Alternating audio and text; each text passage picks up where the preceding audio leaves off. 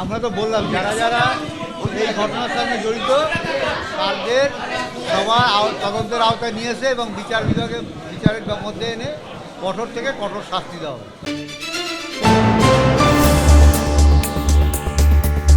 আরজিকর কাণ্ডে দোষী সঞ্জয় রায়ের ফাঁসির শাস্তি চাইল না অভয়ার পরিবার। সোমবার কলকাতা হাইকোর্টে তারা কথা জানিয়েছে।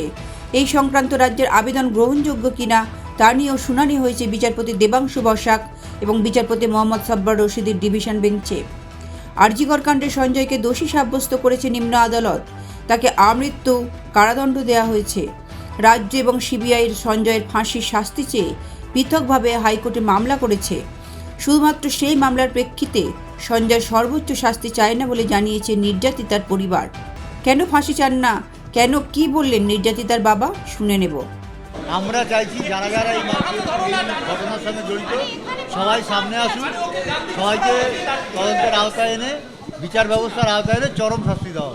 এই ফাঁসি চাইছি কি চাইছি না সেটা আমাদের যে উকিল আছেন উনি বিশ্লেষণ করবেন। আমরা তো বললাম যারা যারা এই ঘটনার সঙ্গে জড়িত তাদের সবার তদন্তের আওতায় নিয়ে এসে এবং বিচারের মধ্যে এনে কঠোর থেকে কঠোর শাস্তি দেওয়া হবে। আমরা সব কিছুতেই সমর্থন করছি, যেখানে আমার মেয়ের বিচার পাবো আমরা তার সঙ্গে আছি। আমরা হাইকোর্টে 55টা কোশ্চেন রেখেছি এবং হাইকোর্ট যেহেতু সিঙ্গেল বেঞ্চে আমরা মামলাটা রেখেছি, সুপ্রিম কোর্ট থেকে ক্লারিফিকেশান আনতে হবে। সুপ্রিম কোর্ট যদি সুমোটোটা হাইকোর্টে ফেরত রিটার্ন করে দেয় তাহলে হাইকোর্টে এই মামলা শুনবেন বলেছেন তীর্থঙ্কর ঘোষের এজলাসে। সবার উপরে আস্থা আছে। যেখানে আমরা মেয়ের বিচার পাবো সেখানে আমাদের আস্থা আরও বেশি বাড়বে। সিবিআই তো কাজই করছে না, সে তার প্রমাণ শিয়ালদা আদালত রেখেছেন, তার রায়ের কপিতে উল্লেখ করেছেন। এর বিষয়ে আর কিছু বলতে পারবো না। কার কাছে যাব? রাজ্য সরকার, রাজ্য পুলিশ আমাদের ডুবিয়েছে, এখন সিবিআইও ডুবাচ্ছে। এবার আমরা কার কাছে যাব সেটা আমি হাইকোর্টের মহামান্য বিচারকের কাছে প্রশ্ন রেখেছি এবং তিনি যা ভালো বুঝবেন তাই করবেন। শুনে নেব আইনজীবীর কথা।